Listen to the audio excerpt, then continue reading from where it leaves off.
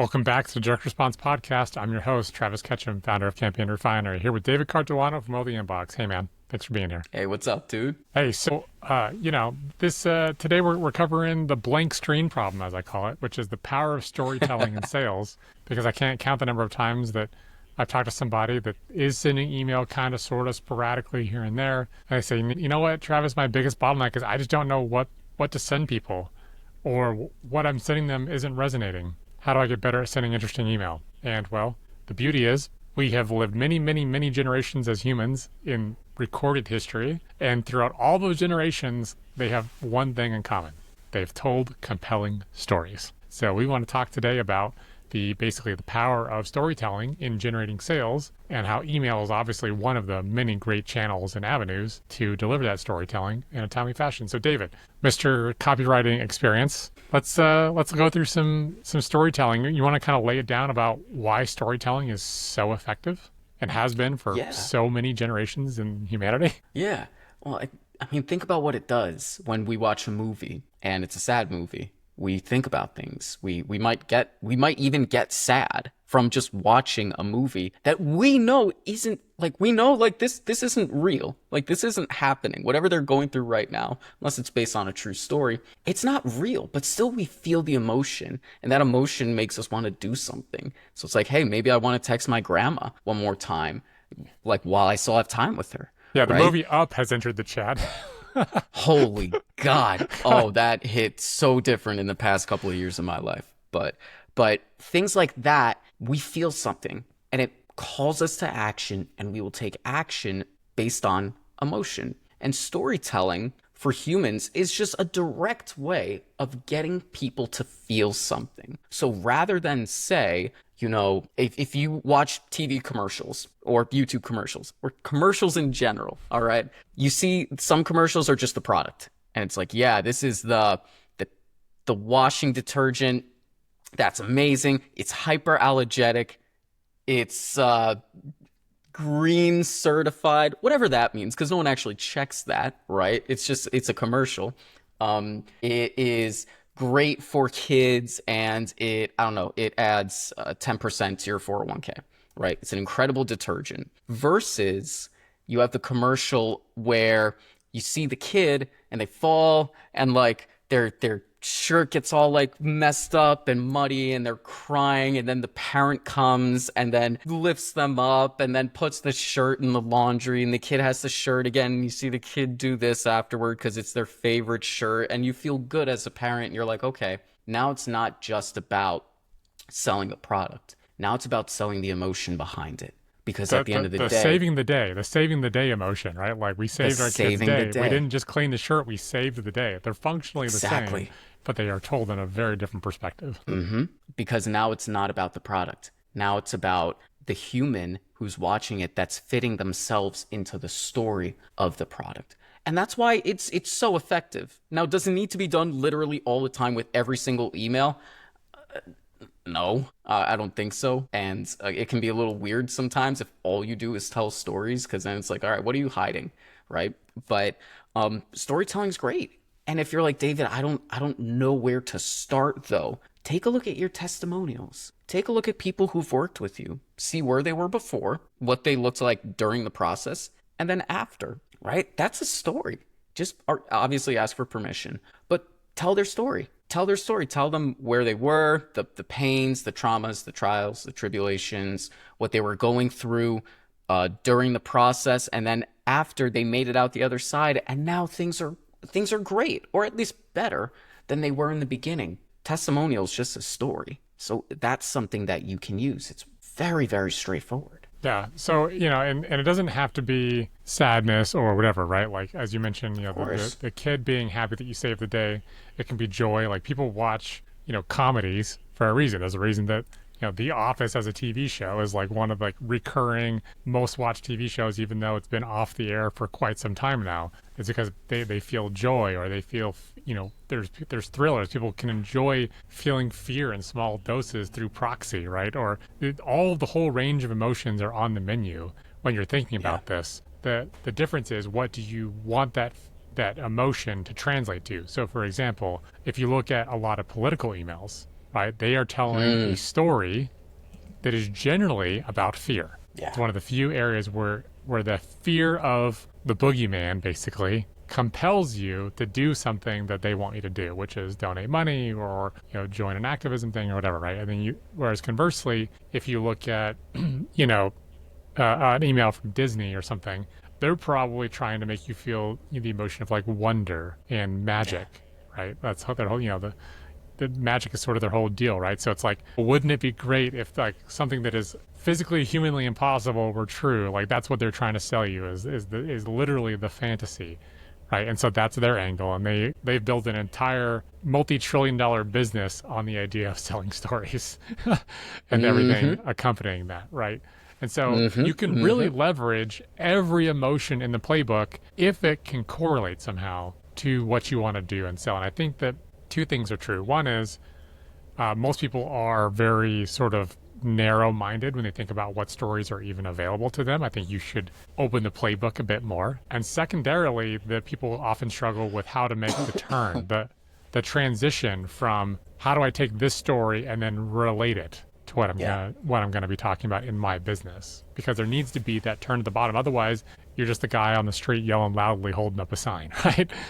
you got to make the transition to make it relevant at the end. So, David, maybe we can talk through a couple things. One is, let's start by what are some resources that people can consider to draw inspiration for stories? Do you have any resources or places that you like to go to think about stories? So I total confession time, because from what I hear from, copywriters and people who are really, really, really good at this stuff, they're like, you need to read fiction. You need to watch X amount of movies. You need to be a constant, like almost like be an English student, right? See what makes a really good story.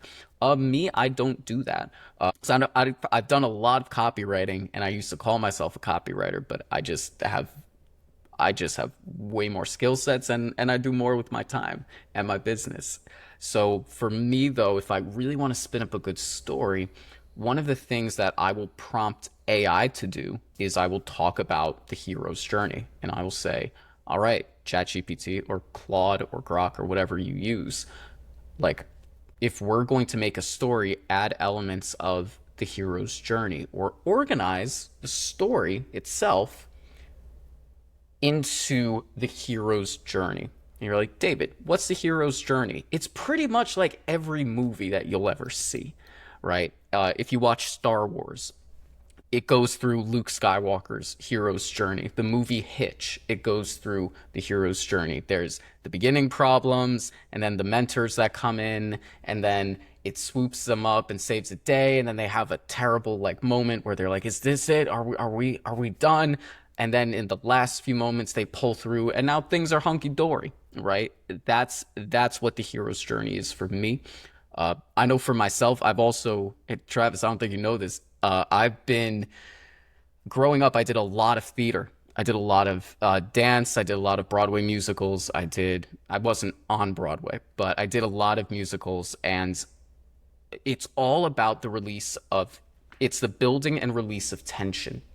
So great, here's the Broadway show. Everything's great in the beginning. Everything's fine. And then something happens. That something is what propels the story forward, right? It's the same with a movie. So I think just looking at other stories, really, man, that's my inspiration. I take a look at the trials and tribulations of people and say, all right, this is what we're going through. Let's make sure that if we're writing an email, it matches the trials and tribulations of the subscribers reading this, because you want them to relate to the story, right? And then we pull them through the process of how do we write a good movie and make people feel something. Because at the end of the day, that's what we're trying to do. Yeah, it's cool to tell a really good story, but if it bores the crap out of people, no one's going to read it, and no one's going to finish the end. And then your sales pitch is down the drain. So it's about manifesting an emotion and making people connect and feel. Totally agree. And I think the hero journey is definitely the most well proven model for delivering, Yeah. like you said, that attention and release and tension and release to keep people on the edge of their seats. Like that's literally the tension pulling them to the edge of their seats. Now, I will say though, a lot of businesses do make one critical mistake in their application of the hero's journey that I want to call out so that they, if Go you're for listening to it. this, you'll beat everyone else in the marketplace because you'll know to not make this one key mistake, which is you, the business, are not the hero. Yep. The customer is the hero. You Yep. are you are the Yoda in a Luke Skywalker example. You are there to give them some sage advice that tilts the trajectory of the hero, but you are not in and of yourself the hero. The customer, the prospect, the person you are speaking to. You want them to feel themselves in the story and see that they are going through the same pain as the fictional character you were talking about, and that they get that tension that they're feeling right now, that pain, and they get the release of getting the outcome, getting the girl, building the business, like running the marathon, whatever the thing is, the big, hairy, audacious goal at the end that the hero must accomplish to feel victorious, to feel successful. That is the path that your customer or prospect is on, and you are not the person doing that.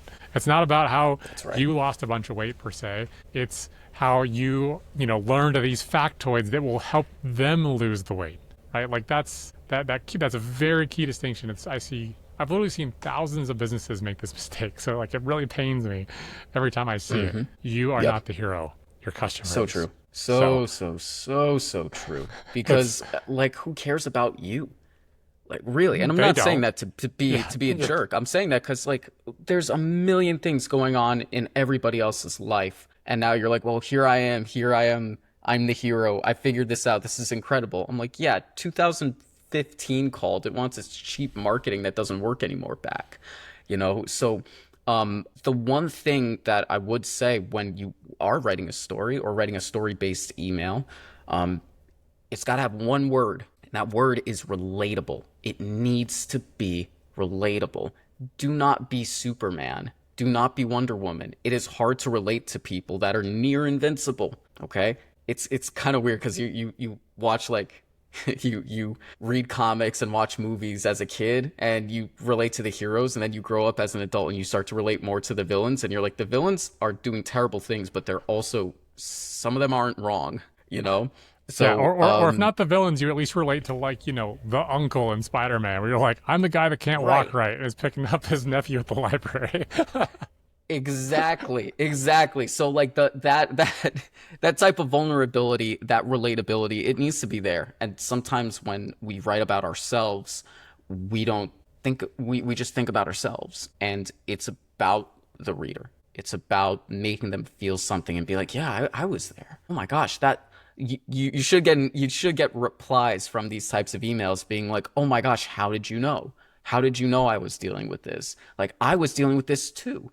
And that's emotion. Because if people feel compelled to reply to your email, you touched on something that meant something to them. So much that they actually took time out of their very busy lives to send you an email back. And that's how you know, all right, cool. Other than revenue, that's how you know that that email did something. It's inching you closer to your goal of turning that prospect into a customer. And the beautiful part is when you tell the story, by the way, usually there's multiple stages. Just like your prospects are not all in exactly the same stage at exactly the same time. So if you are succinctly telling a compelling story, hopefully you make it relatable, but people who are further along should be ticking off the relatability at each stage. And they may then self-identify, hey, if there's 4 stages to this arc, I'm at stage 3. Right? Or I'm at stage 1. And then they can say, oh, this might not only be like, dang, is this guy seeing into my life, but can he also predict the future about where this is going to go?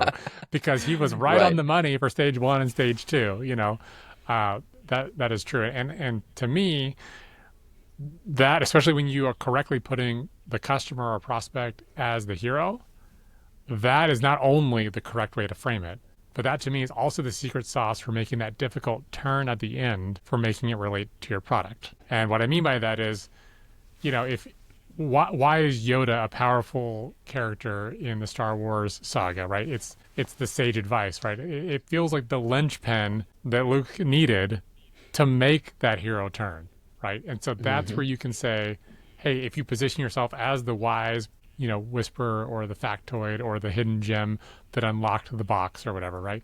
Like then you can say, okay, that thing is our product, our service, our course, our done for you, whatever, right? And it's saying, hey, this is the hero journey, and look at all this pain and agony. You can get there faster, cheaper. You can shortcut it somehow. You can speed it up, or you can make it less painful by inserting what we do. There And you so to go. me, that is sort of the cheat code to taking that story and turning it into, okay, the next step now is, regardless of what stage you're at or what point is relatable, no matter where you are, we can give you more of it, we can give it to you faster, and we can give it to you easier in exchange for the value of money. Yep. And that's it. That, yeah, that's And that's that's it. kind of the core thing. Hmm. And now I know you're not a big TV or movie person, really. Is that correct? Definitely more of a movie person, not that much of a TV show. You gotta sell me on a TV show if I'm gonna sit down and spend time watching this, then yes. But like Breaking Bad, great story. Fantastic story. Well, for the listeners at home, I made my pitch for Severance right before we hopped on here, so hopefully he'll get with the bandwagon. But yeah, no, I when I talk to a lot of other copywriters, I think a lot of them do consume a lot of content and media for that storytelling sort of muscle to get stronger, so that they have both a literal bank of information if they take notes, and they have just the visual cue in the back of their mind from reading, watching, consuming so many different stories and so many different formats, often from so many different periods, and Mm. finding the repeatable mechanisms that help them convey thoughts concisely. Because in a lot of ways, a powerful storytelling email is kind of like the cliff notes of a bigger story arc, right? Because you're not Yeah. trying to write the manuscript to Lord of the Rings in a Oh my single gosh. email. What you want to do is you want to get across the main point and the challenges and the cheat codes to overcome it. Yeah, and I'm glad you touched on this. And this is why I said in the beginning, like you don't always have to write a story. There's no such thing as a story too long, only too boring. And the problem is, the longer it gets, the more likely it is to bore people. So you got to be very careful. The saying is, I believe, apologies for the long letter. I had no time to write a shorter one. So it's really about saying, okay, cool. Now that we have this story, this customer story that they told us on a Zoom call for 5 minutes when we interviewed them, well, we don't want to make a 5 minute email. How do we compress it down to the main elements so people can still get a mini movie of the customer that they actually want to finish? And it's not like, if your email says message clipped, you already lost. You really gotta shorten it up. And it's easy. You can put it into AI and say, take out the stuff that isn't related to the hero journey, take out the stuff that is long and repetitive, and shorten this up into an email that people can like actually read. Or ask it to condense, or ask it to rewrite. Yep. It's Yep. yeah, Yeah, all yeah. these things are Please, great. no copy and pasting 3 page long emails. Don't. We have god level technology with the attention span of a goldfish. All right, don't get it twisted. Yeah, and if you're curious about what very repeatable attributes and elements are useful in things like the hero's journey or other similar storylines that you can use as an arc, we have a blog post down below that has a lot of the more common, tried and true recipes, more or less, of the elements you're looking for, and so you can incorporate some of these as your prompt, right? So you can, when you're going into AI, you can say, hey, instead of just hero's journey, I want to tell a story that has more conflict with a clear resolution, or you can tell it to emphasize components depending on the type of emotion you want to evoke out of your prospect. So if you're looking for kind of a starter bank of ideas, it's a great place to go. And then of course, if you want to send email that actually gets it done, Campaign Refinery as a platform you should definitely consider. And David, what can they learn about newsletters? Well, I don't talk a lot about storytelling in newsletters. I can tell you that. So if you want to learn more about storytelling, I would read the article.